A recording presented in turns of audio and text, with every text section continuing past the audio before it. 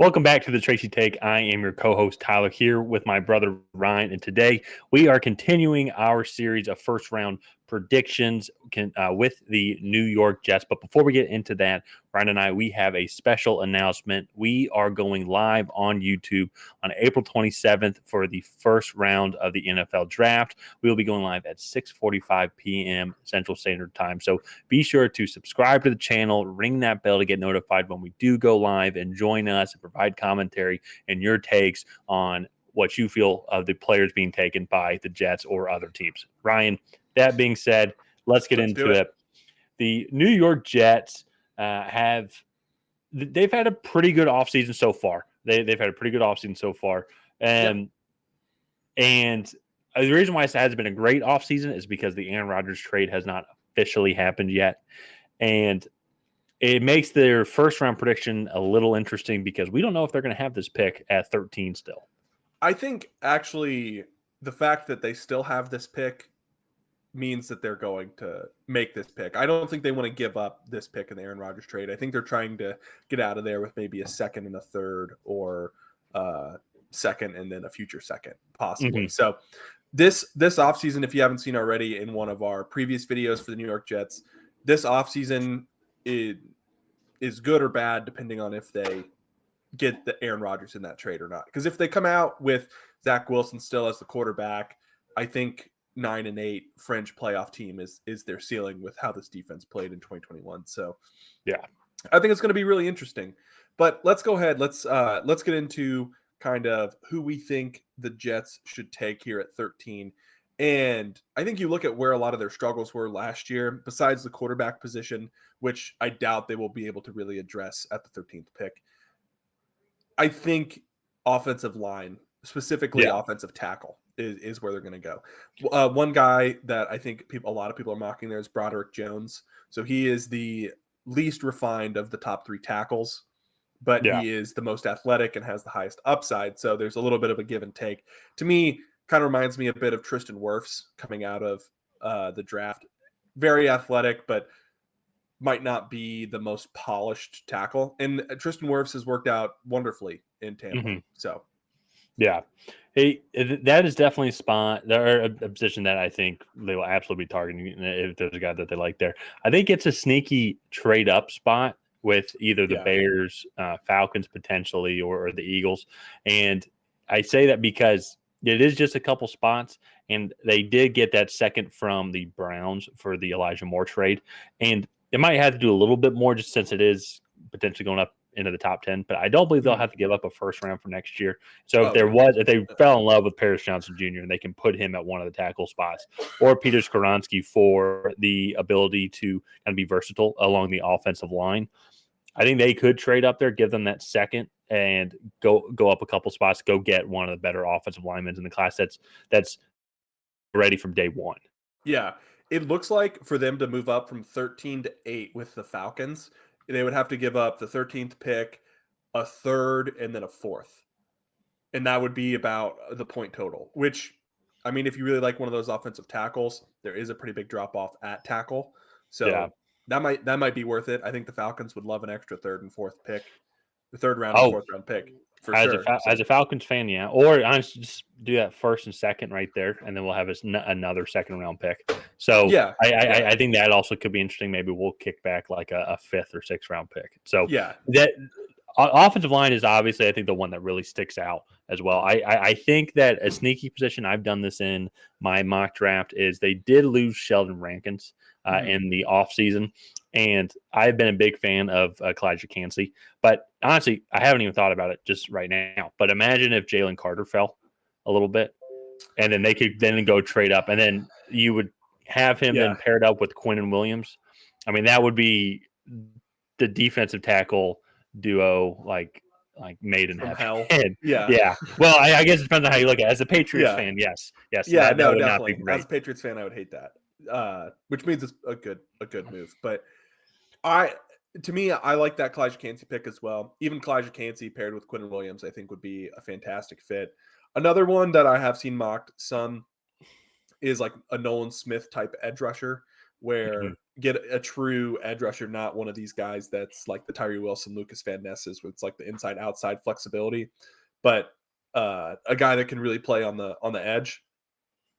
I think that would be another really good fit because they have Jermaine Johnson from Florida State last year, but they don't really have anyone on the other side. And I think getting in another young body over there would be a Yeah. really, really beneficial thing for this defense as well.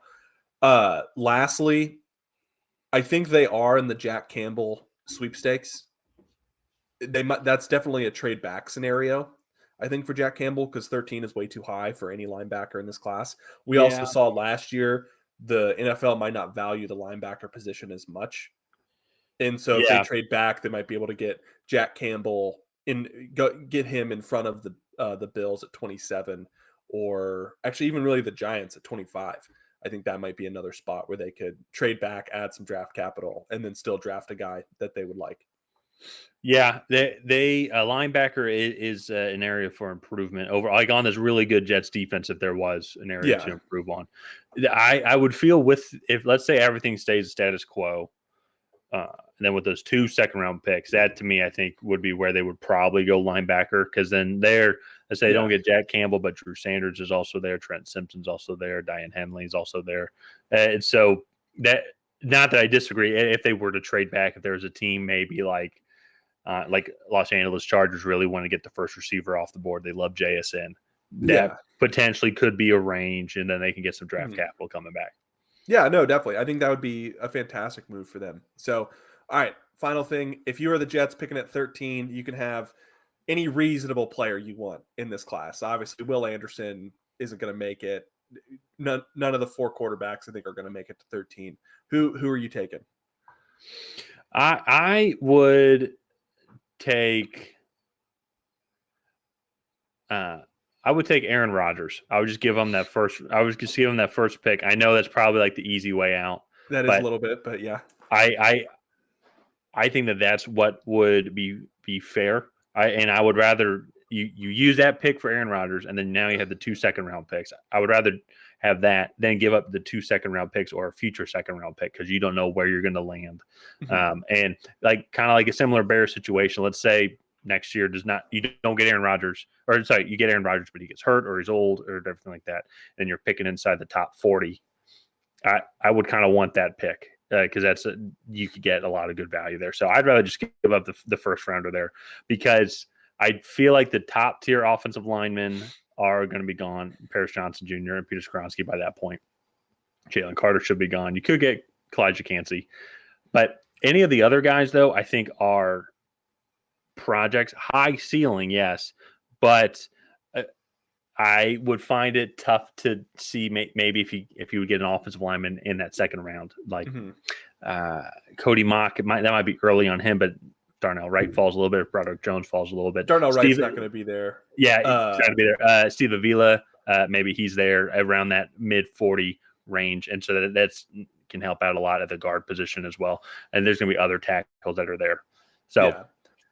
But so with my answer, I'm going to say barring a trade for Aaron Rodgers, I'm going with Broderick Jones. I think you need a lot on this offensive line. Mekhi Becton has posted this offseason. He's lost a lot of weight. He looks really athletic. He looks like he's going mhm. to come back strong.